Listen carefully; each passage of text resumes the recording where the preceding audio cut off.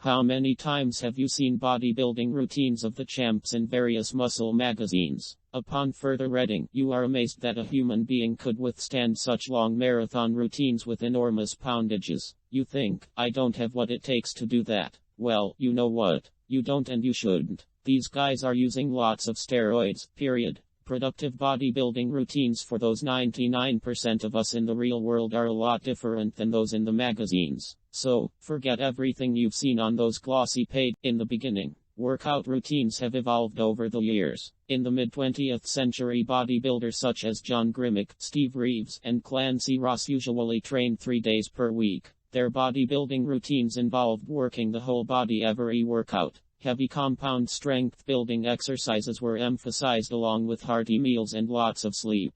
The last few weeks before a contest, volume was increased a bit to burn extra fat off and reveal more muscularity. Many Mr. America and Mr. Universe level. These full body routines were the norm until magazines started encouraging more sets to be performed in the workouts. The idea was if 3 days per week was good, then 4, 5, or 6 days per week should be better. Actually, a lot of the push to do more came from the publisher's goal of selling more supplements and equipment. The workouts eventually had to be split so only parts of the body were worked during each bodybuilding workout. There were just too many sets and exercises to do full body. The era of high volume. During the 60s, bodybuilders started working out up to 6 days per week doing very high volume routines in a quest for bigger and leaner bodies. Bodybuilders did get much bigger and leaner doing these higher volume routines, but it wasn't just from the extra work. Steroids played a major role beginning in this time period. The early bodybuilding routines were hard, heavy, 3 days per week workouts that natural men could handle and respond to very well. When drugs were introduced, the recovery ability of the bodybuilders skyrocketed.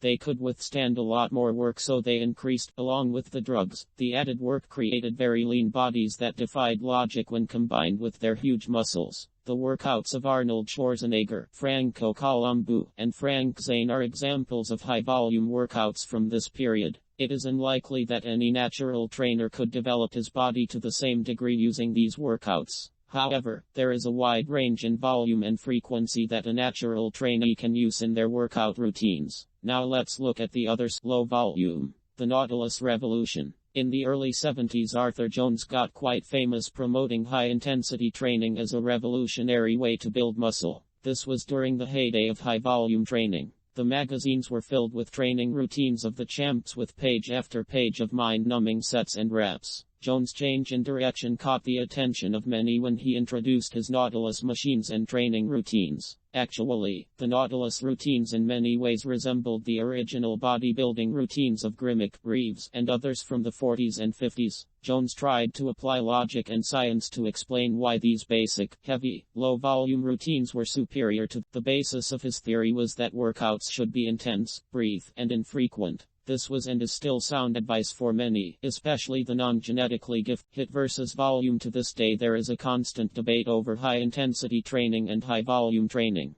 The biggest factor which confuses the debate is the use of anabolic steroids. Bodybuilding heroes of both camps used them, and they also all had remarkable genetics. This debate will probably never cease since many people enjoy the opposing methods. Besides, bodybuilding forums just wouldn't be as fun without friendly banter back and forth on the current trends. Today's bodybuilding routines range from the low-volume, high-intensity methods of Mike Mentzer to the high-volume, medium-intensity workouts promoted by 1972 Mr. America Steve Mikulik. Most productive workouts, however, fall somewhere in the middle. You'll have to decide what works best for yours. Take a month and start with a universal break in a workout to get your body ready for the harder workouts ahead. After your break-in considers these suggestions, if you have a larger build and or have some body fat to lose, try a medium to high volume routine. Your goal should be to get into a lean condition and then decide what type of workout will work best for your future muscle building goals. If you have a slimmer build and are already lean, try a lower volume workout. You may have a high metabolism and don't want to burn up too much energy with the higher volume stuff. Save your energy for recovery.